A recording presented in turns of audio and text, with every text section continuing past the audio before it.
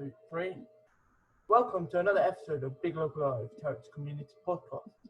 And today I'm joined by Blaise. Blaise is one of our filming experts at Heston West Big Local. I would like to ask him some questions today about some of the projects he's done. Blaise, how are you today?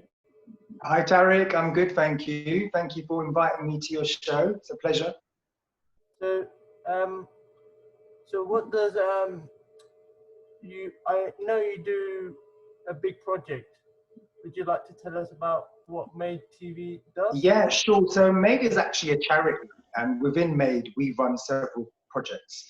The projects are focused on community members from, Black, Asian, minority ethnic backgrounds, and also the LGBTQ+ community. So what we try and do with these projects is we give them a safe space to talk about issues that are relating to them as a community, and also give them the opportunity to make films that will have a positive social change in their community, and give them a platform to share those films either online or at events. So in the past, we've done several projects which involve young people in particular collaborating together to make online videos. They've made short films, they've made documentary content, and in the process we've set up online TV channels, hence the Made TV has come from, and also we've given them a platform to share the films at various screening events. So for example, we had one at West London Film Studios, which was an end of event celebration. We've also done one at the BFI, BFI South Bank, which is an amazing cinema in central London. And that gave our young people an opportunity to have their work broadcast and also shown to a live audience and get feedback from that. So we run a multitude of projects, and over the last 5 years as well. In particular, the last 4 years, in fact, we've been working with Heston West Big Local, and I've been facilitating filmmaking sessions every Sunday.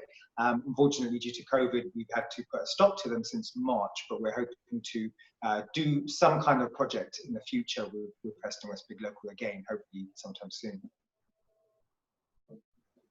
Yeah, I'm hoping to go to actually one of them as well. Yes, I think you've come to a few of our sessions before. I think you came to some of the filming that we had done for the local council, the Hounslow Council filming, and you were actually in that video as well, which was great. And I think you came to the mural painting that we had done as well. So you're kind of familiar with the group and you get on really well with the group, so it'd be great to get you to come back actually. Yeah. I hope I can sort out transport. That's a big issue for me. Yeah. So what is the purpose of your organization? So the purpose of our organization, we work in what we would call objectives or objects. So as a charity, our main objects are to promote diversity and equality, specifically in relation to race, sexual orientation, disability, gender, and religion. We do work with some of those categories more only because of it just depends on who actually comes through to us. We do actively recruit people on the basis of those categories. However, we are open to anybody who wants to take part in our projects, but we generally tend to try and focus on people who are underrepresented within the media industries, because we feel that they are at the most in need of developing those skills, because there is a shortage of people from those backgrounds within the creative industries. The other aspect of what we do is basically to increase career readiness for people who are from those communities. So we do that by providing free training, as I mentioned before, and also giving them mentoring and support and guidance through the process. So in the past, we've worked with over 500 participants now, and I say a good majority, at least sort of 50% of those participants have gone on to either further education, training, or employment, or some of them have actually created their own businesses. And in fact, I think there's about 25 people who have created their own video production businesses off the back of the training that they've got from Made. So that's a great outcome for us, and it's just amazing to see the work that they're doing. And in actual fact, we're still collaborating with some of the young people who are now, I guess what you would say, fully fledged freelancers in the industry. And recently I've had inquiries from people looking for mentors and teachers. So we do pass these on. I also provide sort of UCAS application references and employment references for our young people. And in the past, we've also supported them to get grants. So a couple of our participants have been awarded £4,000 grants from Skillset in order for them to start their own businesses. So I believe our work truly does add value to our participants. And for us, the most rewarding thing is to see them grow and eventually, maybe 2 or 3 years down the line, become creative leaders in their own right. I like that. I want to join too. We'd love to have you on board, Tarek. Yeah, I saw the one of your documentaries. I think the main documentary that explains the project. It was amazing to just watch it. The main documentary on your website. About what you do. It's really amazing. I want to join as well. So you've been working alongside Heston West Big Local a few years now. What projects have you been doing with them? So Heston West Big Local, if I start from how we kind of originated it, I actually met Taz, and Taz was quite interested in replicating a project that we had done in Hayes called Made in Hayes, and doing something very similar in Heston, because he had seen the participants and the backgrounds and the kind of the work that we had created was very similar to what sort of Taz had in mind for the project at Heston West. So we had a couple of meetings, I did a couple of taster sessions with Heston West participants. And through that was born Made in Heston West. So that continued up until March this year. We actually started in, I think it was October 2016. And we had just finished, we were kind of wrapped up in March because of COVID. But every Sundays we meet. And it was kind of, just getting my dog kind of, he's just trying to get my attention, but this is Phoenix. Go on, say hello. Okay. We'll continue. So basically, every Sundays we would collaborate with the young people who would turn up to sessions, and some of the older people would come and support as volunteers as well. And the idea being is that those sessions were really creative spaces for the young people attending. It was allowing them to talk about things that were important to them in their local community, and also act as a way of documenting the events that happen at Heston West Big Local, because Heston West Big Local do so many fantastic things. And along the process, it's easy to forget the amazing work that they've done. So our role as filmmakers, in a way, was also to document the great work that Heston West was doing as a legacy to the kind of the outcomes that the Heston West Fund was actually set up to do. So we would give the young people camera equipment. We train them. Some of our volunteers would act as mentors in a way. We've got a great mentor, in fact, which is Arfan, who comes along every Sunday, and he kind of takes the young people, and we split it to an A and B unit. So he would work with one group, I would work with another group. And really, it was an opportunity for them to kind of develop those skills, but also get more confidence as well. A lot of the young people who've been attending have said to me that they're a lot more confident now as a result of taking part. And this is because I literally throw them in front of the camera. I'm like, look, just do it. You've got to kind of develop confidence to do it, because the more you kind of be shy and hold back, you're going to come to a block. So as soon as they come in front of the camera, a lot of them have now said, oh, I don't want to be behind, I want to be in front of the camera. I want to be the presenter, I want to be the actor. So for me to see that growth in them has been fantastic. And we want to sort of, I guess, continue to allow people to develop in these sessions and do more work like this. And we're looking at the moment kind of, I guess, sort of funding to see how we can continue that, but also look at how it may be possible to continue our relationship with Heston West Big Local beyond, I guess, what the world is looking like with COVID now. How can we adapt? How can we still run sessions? Is there a possibility? But at this stage, things are very much on pause or on hold until the foreseeable future. So what projects have, I don't know if you answered this one already. Oh yes, so just to talk about, I think I went a bit around the houses there, but just to talk specifically about the actual projects that we've done within the project itself.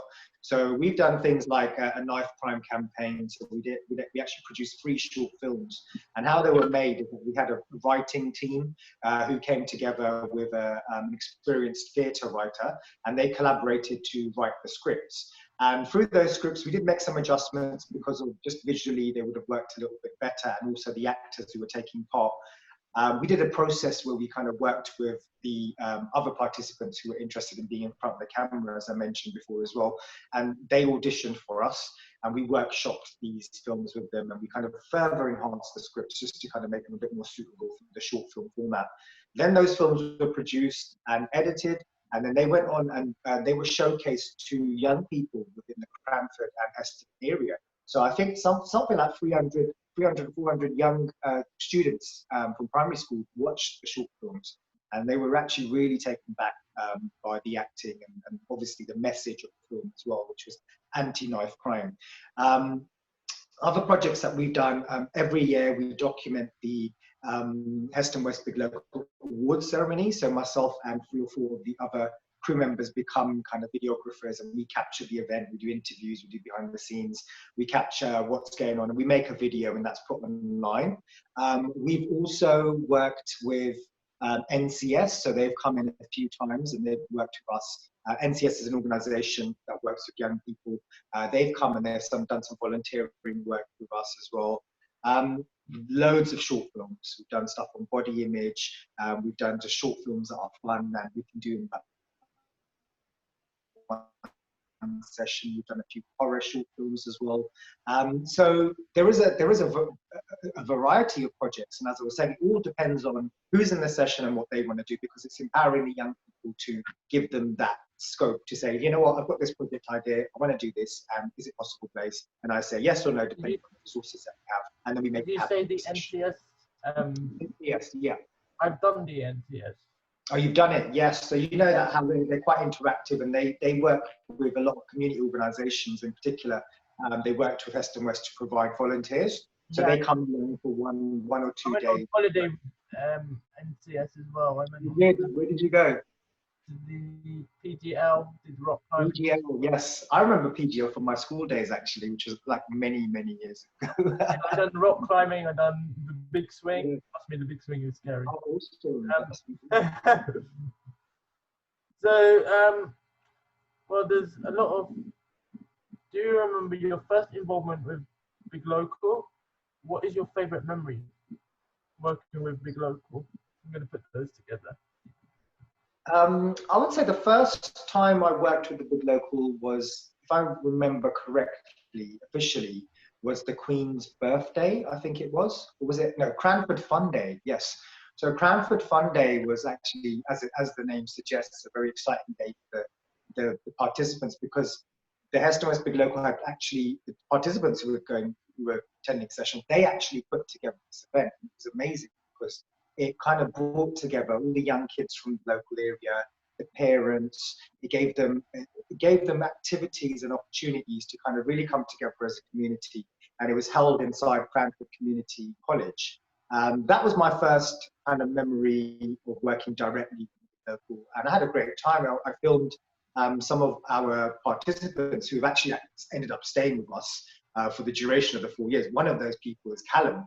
I remember Callum's in that video, and he looks so small, and he's got like little rosy red cheeks. He's been interviewed on camera. And as you know, Callum has had a really great journey, because through the years, he's developed to an extent where now he's actually also becoming one of the core members of the Heston West Big Local team as well. So that in itself has been fabulous to see that kind of growth in Callum. But going back to that event, it was just my kind of role was to document what had actually occurred. And I think that's where the idea, I think, of Heston West, Made in Heston West, kind of was also kind of developed a little bit further. In fact, my favorite memory, oh gosh, I think anything that involves Callum, I think, is probably a really, no, I'm joking. My favorite memory is probably, I think, just trying to think back, there's quite a few. I would just say is just every Sunday, almost every Sunday, coming along to film club, coming to Cranford Community College, opening up the classroom and seeing all the happy, smiley faces coming into session. I think for me, that's just been a great experience. And in fact, because of COVID-19, I'm actually, I feel like a part of me has been taken away, because those sessions were like every Sunday, I know I'd be there. I know every Sunday what to expect, who'd be turning up. And it feels like a bit of a loss, but obviously now I'm a bit more freer to do what I like on my Sundays. But yeah, I think anything and everything to do with those sessions was a great time for me. Yeah, I was hearing all this, so I wish I could come along sometime. So you've been working with a few people. I would like to ask you, who do you think is doing well in filming project?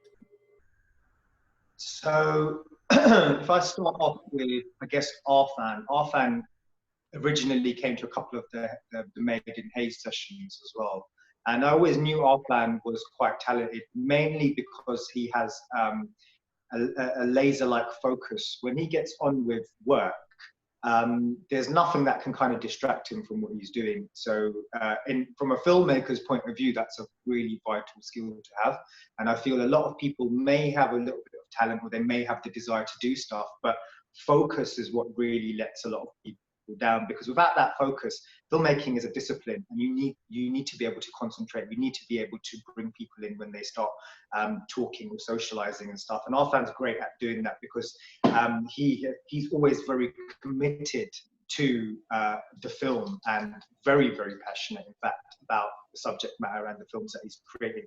So for me, seeing Arfan develop through the years that we've been working with him, it's been a great thing. And we've also started hiring Arfan. In fact, Arfan's come on a few jobs for me at Made. So we've hired him as a cameraman, so he makes a small income from us as a cameraman. And also going further down the line, Arfan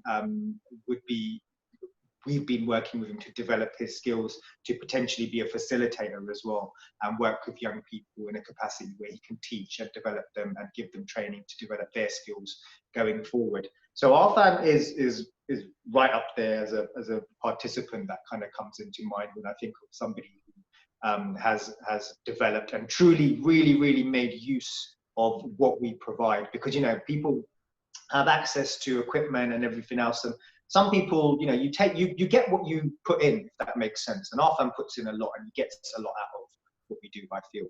Another person is Serena. Serena was there from day one.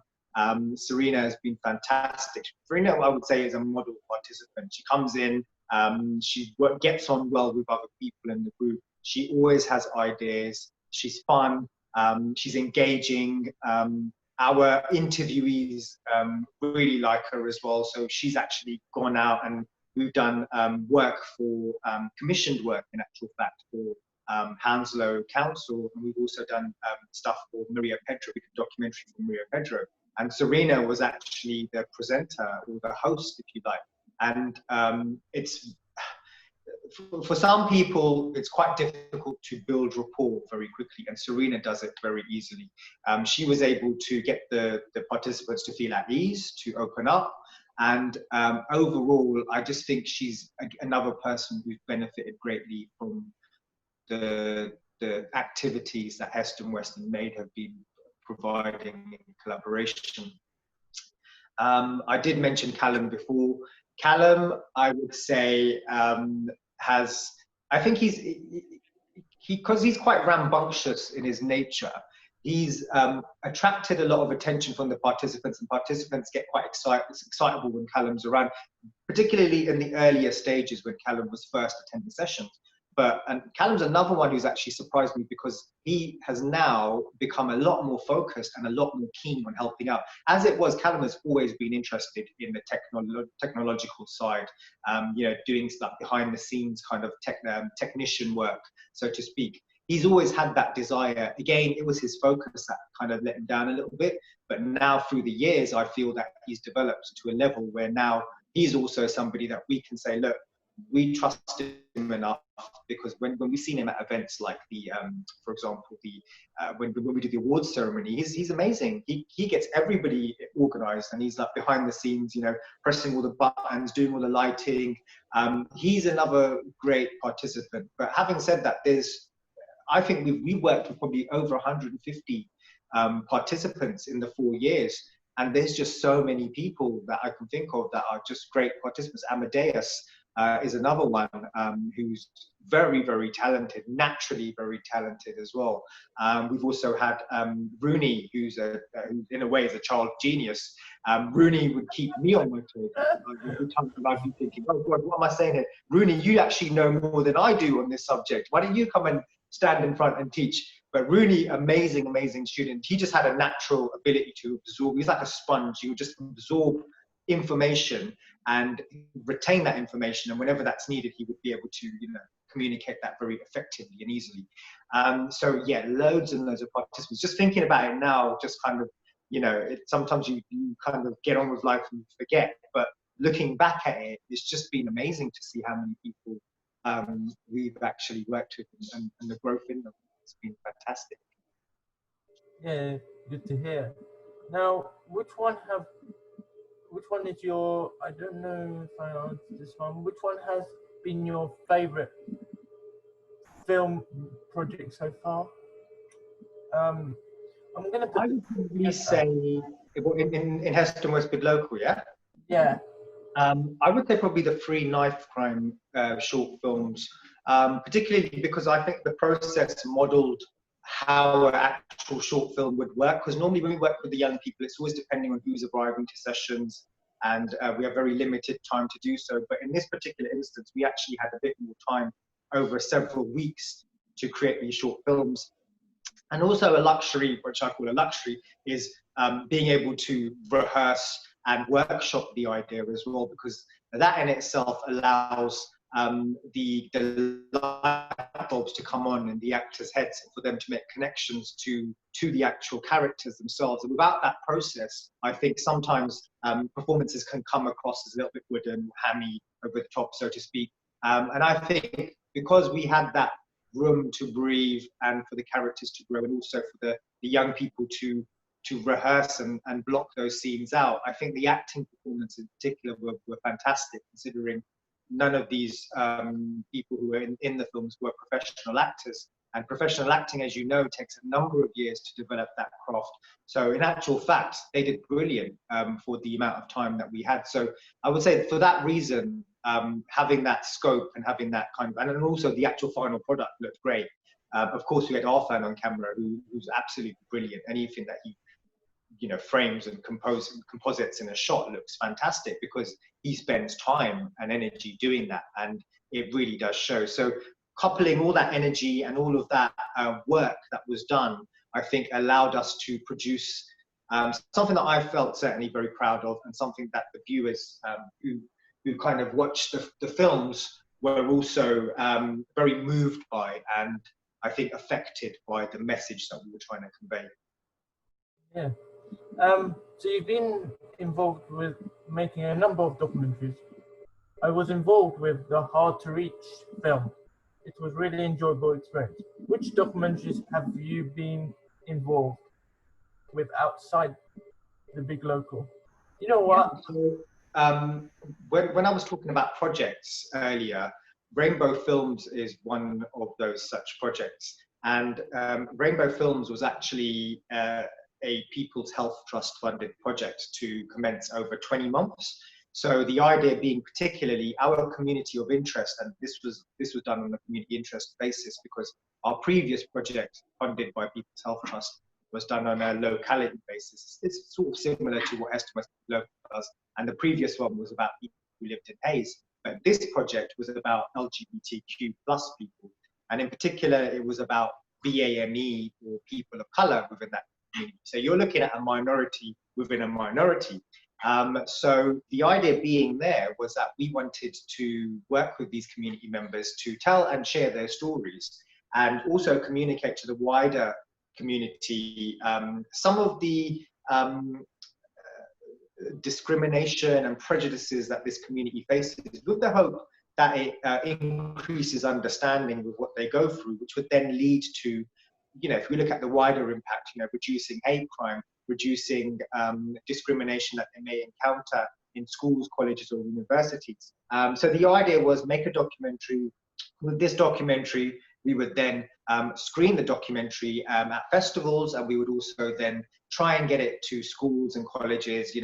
There is we are trying to, at this point, maybe look at local schools, even maybe talk to Cranford or supporting schools. If there's a session plan we could put together and make a session for students.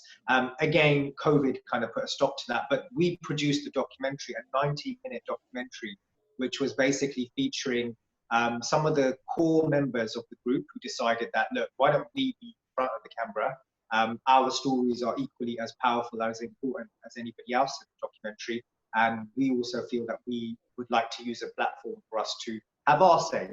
So in the documentary, you've got around, I think, 10 characters, and each story is intertwined with each other. And it's kind of, Rainbow Films is the spine of the documentary, because we have established ourselves as this community project. And through the community project, our participants go to various events. They go to prides. There's like 3 or 4 different pride events they go to. They go to UK Black Pride.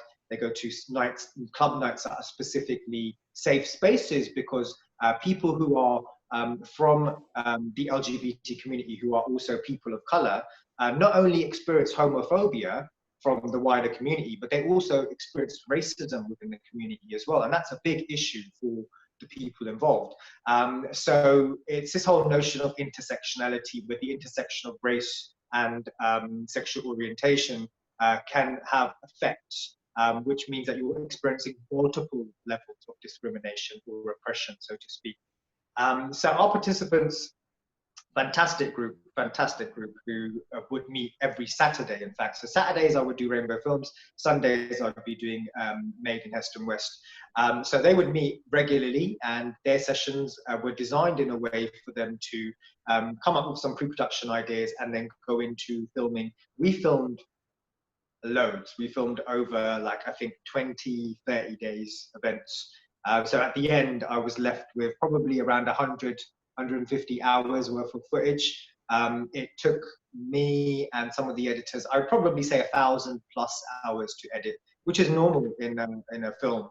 But I don't think we kind of were mentally prepared for that, because we thought, okay, we'll put it together, we'll churn it out in a couple of weekends and it'll be done. But because the stories were so interesting and engaging, we thought, you know what, let's turn this into something great. And myself in particular would spend a lot of time outside of my allocated hours just to make this something special. And we submitted it to the BFI Flair Film Festival, which is Europe's largest LGBTQ+ festival, and it got accepted, and we were over the moon. And it was going to be played in March. We were going to have a screening inside the BFI South Bank Cinema, which is a fantastic venue. There was going to be a main screening, and then because of it got a lot of interest, they decided to do an additional press screening and a best of festival screening, because they liked the film so much. Then of course COVID happened, and then understandably the event was cancelled, and the group was devastated. We were like, we really wanted to spend so much time and energy in this film, and we wanted to showcase it with the world. So we decided, in collaboration with BFI Flair, they did an event called BFI House Party. So the film was made available for 24 hours, limited to the UK. And it allowed people to watch the film. And then we did a Q&A on Zoom afterwards, which was fantastic, apart from the Zoom bomb that we got from some hackers. But other than that, it was a great event. And we had some 850 households watching the film. And the ones, 850s were the people who watched it from the beginning to the end. So there were more people who watched it, who paused it, and maybe would come back later. But out of that 850 people, I think that was fantastic, considering it's a niche film. As I said, it's a minority within a minority. So there's only so many people who you'd expect are going to be interested in this subject matter. But the film itself, we're also submitting it to a number of other festivals, which we find out in a couple of weeks. So it's doing some great things. And as I said, it's not just about making a documentary, it's also about the message and sharing of the documentary. So we've been very lucky to have great participants, and also be able to enable them to have those experiences and also gain something from that in terms of, you know, having a IMDb credit, for example. Everybody who's involved is on IMDb now. So you can search them up on the internet and their name comes up in the credits. Also being able to use that footage for showreel purposes. So when they do, somebody says, oh, what have you been in? They can show evidence of, you know, this is what I'm like about the camera. And if you want to hire me, cast me for a next program, you've got a showreel to show people. So that, in addition to several others, I could probably talk all day, but I think that one probably stands out at the moment because it's fresh and it's something that we're doing currently. Just quickly, it was a bit upsetting that I didn't quite attend the Hard to Reach film that I was in. Yes. But I was ready, waiting for a taxi, and they didn't turn up. So. Oh no! Damn. So yeah, it was a shame. Let's play a little game now. We're going to play a little quick fire round. I hope you know what they are. I'm not very good at thinking on my feet, but I'll give it a go. Please say the first thing that comes to your mind. Music videos or short films? Short films. Chris Nolan or Steven Spielberg? Steven Spielberg, because he's a... Yeah. I like this one. Terminator or Back to the Future? Can I say Terminator 2? Does that count? I'd take a Terminator. The Godfather or Phil, is it fiction? I can't really pronounce the second name. I'll leave that one. Alfred Hitchcock or Stanley Kubrick? Alfred Hitchcock, because I'm a massive Psycho fan of the film. Southall or Hayes? Ooh, that's a tough one. I actually live in Hayes now, but Southall is my hometown, and that's where I grew up, so I'm going to say Southall. Digital or film? Film, 100%. I don't like reading. Bend it like a Buckingham? Sorry?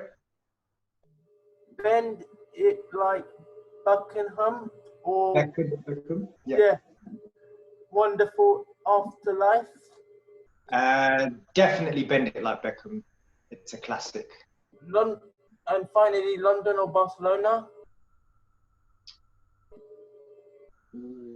Barcelona. You guys have done your research on these, haven't you? Because they were quite personal to me, aren't they? Very well done. Yeah, Barcelona all the way. I was supposed to actually go Barcelona, in fact, in August, but because I got the lockdown, I've cancelled it. So I may end up in Brighton or Bognor Regis. All right, thanks for that one. Last few questions. What or who inspired you to do film? I just think from an early age, I had always been somebody who would be an observer in a lot of respects. I wasn't a very social kid. I mean, I did have friends, but the friends that I did have, we would be kind of like, I guess, the outsiders in school, and we would kind of make up, we'd have these like kind of game that we'd play. We'd tell scary stories all the time, and I would always be the storyteller. And from that, I think my passion to tell stories and share stories was born. And also in particular, I was given a camera for, I think, my 12th birthday. So all of the family parties I would be filming, and I would be making little videos off the back of events and functions that I've gone to. So within me, that I think that fire had always been there. And I think I was mainly just inspired by watching lots of film and TV programs, because for me, growing up, I think TV became a window to the world, the wider world, and I really appreciated that. So I think film was always ingrained in my DNA as a person through the experiences that I had growing up. Yeah. What challenges you faced in the film industry? I would say the biggest challenge has been when I first started out. I mean, back in the day, I had my own video production company, and I was making corporate videos, music videos, wedding videos. Wedding videos I started off with, but I didn't very quickly decided I didn't want to continue to do those because they weren't the world that I wanted to be in, put it that way. So over the years, I decided that I wanted to develop my skills a little bit further and go into filmmaking as a career, so to speak. And that kind of happened, I think, by not by chance, but I kind of started to write scripts, and I started to make films and video treatment for things that I think weren't being sort of broadcast and weren't available. So this is talking about 10 years ago. And back then it was very rare to see a brown face. If you did see a brown face on TV, it was comedy, or they would be the token terrorist or shopkeeper or doctor or lawyer. There wasn't characters that I felt reflected the diverse community of Britain and the interactions that we have as minorities within London. So the biggest challenge was me pitching these scripts to producers who felt very strongly that you couldn't have a film with an all Asian cast. And this is the feedback I used to get, is you're not allowed to have a film with all Asian feedback cast. We can't tell you why, but it just doesn't work. It's not going to work because this is a majority white country and they are not going to, from a commercial perspective, this won't work. Now, if you look at the programs that are on TV, there's a new 6-part drama on the BBC. I think it's something to do with, I can't remember, something to do with a perfect wife. I can't remember the title off the top of my head, but that has an all Indian cast. There's not a white person in that group at all. So some of the challenges I had 10 years ago when I was starting, things have improved significantly now, but there are challenges that are still there, I feel. However, that's why I set up MADE. That's why I kind of, created this organization, because I felt that something needed to be done, not only to give people opportunities, but to get people from these backgrounds to believe that you can make it in the industry and there are career opportunities for you. Because one of the barriers that we do face is also Asian parents do tend to think that being in the media, and maybe rightly so because of the lack of opportunities in the past, they believe that that's not a strong career or a great career for their child to have, because there's not enough money in it, there's not enough opportunities or whatnot. So by having opportunities like MADE, it also allows parents to see the work that their children are creating, and they think, okay, hang on a minute, my child does have talent and my child can potentially make it in this industry.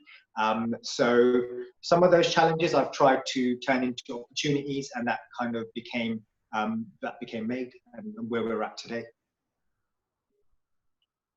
Thank you for that. So let's do.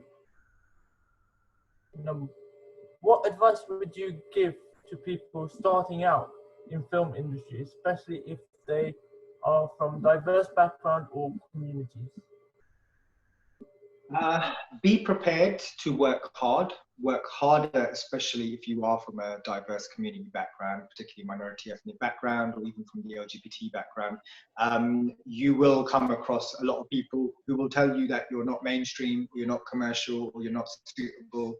And that goes hand in hand with the creative industries anyway, as it is, but be prepared to face a lot of rejections.